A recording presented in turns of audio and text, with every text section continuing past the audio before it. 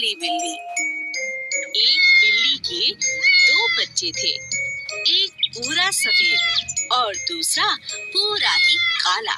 जब वो बड़े हो गए तो एक दिन बिल्ली ने अपने बच्चों को बुलाया और उनसे कहा, देखो बच्चों, अब तुम दोनों बड़े हो चुके हो, अपना भोजन स्वयं ढूंढना शुरू कर दो। काली बिल्ली और सफेद बिल्ली अपना भोजन लेने के लिए जंगल में घूमने लगी। अरे देखो, कितनी सुंदर सफेद बिल्ली है।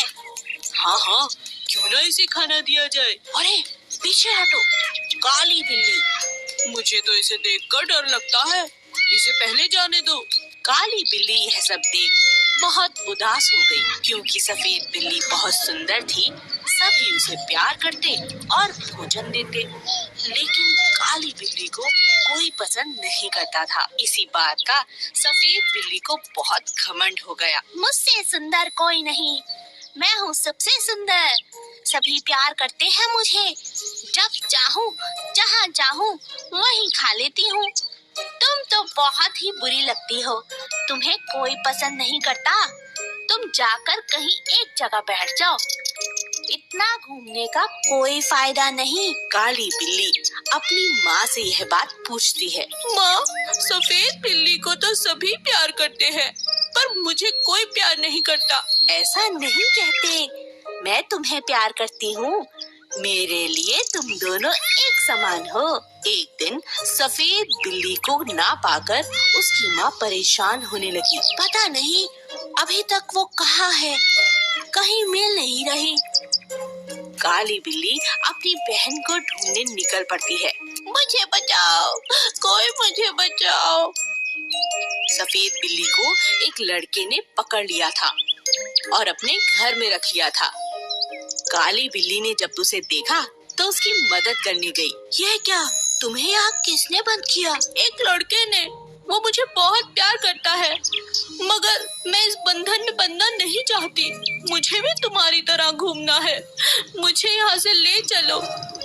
काली बिल्ली की आजादी देख सफेद बिल्ली को बहुत जलन हुई, मगर अब वो क्या करती, वो किसी के घर में बंद थी। जैसे तैसे कोशिश करके मौका पाकर काली बिल्ली ने अपनी बहन की मदद की और उसे भी आजाद करा दिया। हमें कभी रंग में भेदभाव नहीं करना चाहिए। दो बकरियां। एक बार की बात है, रतन नाम का एक चरवाहा अपनी बकरियों को नदी किनारे घास चराने ले गया। रतन नदी किनारे पेड़ की छांव में सुस्ताने लगा और दोनों बकरियां घास चरने लगी। अचानक पहली बकरी को नदी की दूसरी तरफ हरी हरी घास दिखाई दी। अरे वाह, उस पार तो इतनी सुंदर घास, ये तो बहुत स्वादिष्ट होगी, मैं उस पार जाकर इसे खा लेती हूँ। मैं पर कैसे? तभी बकरी की नजर एक पेड़ पर गई जो बहुत लंबा था और किसी कारण से गिर गया था और नदी के उस पार तक जुड़ गया था, जैसे कोई पुल हो। बकरी बहुत खुश हो गई और सोचने लगी कि मैं इस पेड़ के सहारे उस किनारे तक पहुंच सकती हूँ। बकरी पुल पर चढ़ने लगी, तभी उसकी नजर एक और बकरी पर पड़ी जो उसी पेड़ के सहारे उस पार आना चाहती थी। पीछे हट जाओ, पीछे हट जाओ, मुझे नदी पार करनी है। मैं तुम पीछे हटो, तुम पीछे हटो। दूसरी बकरी ने कहा, पहले तो मैं इस पर आई हूँ, पहले मैं पार करूंगी। मैं दोनों बकरियां आपस में झगड़ने लगी। पहली बकरी समझदार थी, उसने कहा, मैं पीछे नहीं हटूंगी, मगर नीचे बैठ जाती हूँ, तुम मुझे टाप कर नदी की दूसरी तरफ जा सकती हो। मैं झगड़ा कर कोई फायदा नहीं। दूसरी बकरी मान गई और पहली बकरी के छूटते ही वह टाप कर नदी के दूसरी तरफ चली गई। दोनों बकरियों ने नदी पार कर ली और एक दूसरे को शुक्रिया अदा किया। हमेशा लड़ाई झगड़े से नहीं, बल्कि बुद्धिमानी से हल निकाला जा सकता है। वफादार घोड़ा बादल। चंदन के पास बादल नाम का एक खूबसूरत सफेद रंग का घोड़ा था। दोनों एक दूसरे से बहुत प्यार करते थे। चंदन अपने घोड़े पर बहुत मेहनत करता, उसे रोज अच्छे से नहलाता, अच्छा खाना खिलाता और घुमाने भी ले जाता। बादल भी चंदन की हर बात मानता था। एक दिन एक चोर की नजर घोड़े पर पड़ी। अरे, इतना सुंदर और शांत घोड़ा, इतना आज्ञाकारी है, क्यों ना इस पर साफ किया जाए अपना हाथ, क्यों ना इस बार इसे ही चुरा लिया जाए। अगले ही दिन चोर मौका पाकर घोड़े को भगा ले गया। इस घोड़े को ज्यादा दिन अपने पास रखना खतरे से खाली नहीं है, इससे जल्दी ही बेच देता हूँ, कहीं पकड़ा ना जाऊँ, इसका रंग ही बदल देता हूँ।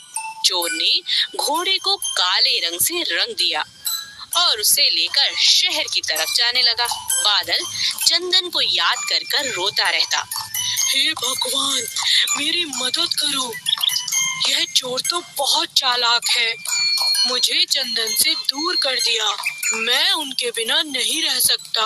तभी बादल की नजर नदी किनारे बैठे चंदन पे पड़ी। चंदन को देखते ही बादल जोर जोर से गिनगिनाने लगा।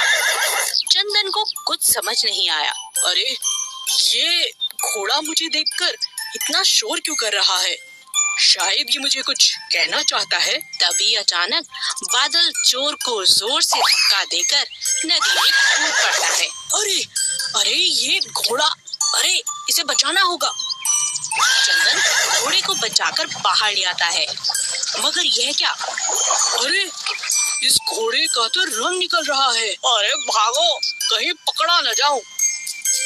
यह सब देख चोर दुम दबाकर भाग गया। चंदन अपने घोड़े को पहचान जाता है और बादल अपनी समझदारी से अपने मालिक के पास वापस पहुंच जाता है। उदास राजा शेर। एक दिन राजा शेर का मंत्री भालू जंगल में घोषणा करता है। सुनो सुनो सुनो, राजा शेर बहुत दिनों से उदास है। जो कोई भी राजा जी को हंसाएगा उसे बड़ा इनाम दिया जाएगा। आप सभी का स्वागत है, आइए और हमारे राजा को हंसाइए। ये बात जंगल में आग की तरह फैल गई। जंगल के सभी जानवर राजा को खुश करने के प्रयास करने लगे। सबसे पहले एक हाथी उन्हें खुश करने की कोशिश करता है। हाथी अपनी सूंड से तरह तरह के करतब दिखाता है, लेकिन राजा को हंसी नहीं आती। फिर बंदर की बारी आती है। मैं आपको हंसाने की कोशिश करता हूँ राजा जी। बंदर अपने बहुत अच्छे करतब दिखाता है, मगर वह भी हंसाने में नाकामयाब होता है। इसी तरह सभी जानवर कोशिश करते हैं, लेकिन किसी को भी कामयाबी नहीं मिलती। अंत में नन्ही चींटी की बारी आती है। राजा के मंत्री भालू को लगता है किसी को इनाम नहीं मिलेगा। इतनी छोटी सी चींटी हमारे राजा को कहां से हंसाएगी? जब अच्छे अच्छे बड़े बड़े जानवर नहीं हंसा पाए तो ये चींटी क्या हंसाएगी? तभी चींटी गुस्से में लाल होकर राजा के नजदीक आती है और कहती है, देखिए राजा जी, बहुत हो चुका, मैं आ रही हूँ आपके पेट पर गुदगुदी करने। आपको तो फिर हंसना ही होगा। अपनी तरफ गुस्से में चींटी को आता देख राजा की हंसी निकल पड़ी। हो हो हो हो हो हो हो हो हो। राजा को हंसता देख सभी जानवर हंसने लगे और नाचने लगे। चींटी को भी राजा ने बहुत सुंदर इनाम दिया।